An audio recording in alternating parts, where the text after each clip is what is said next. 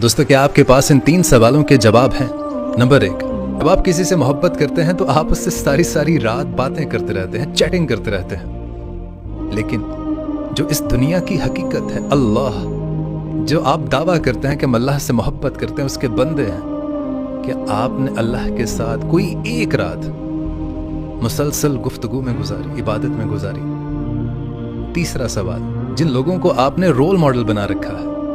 जो आपको अजीब व गरीब किस्म की चीज़ें सिखाते हैं, आपको टेंशन्स में डालते हैं, टिकटॉकर हो गए, यूट्यूबर हो गए, व्हाटएवर, कुछ भी, किसी भी मीडिया से ताल्लुक़ रखने वाले लोग जो आप फॉलो करते हैं,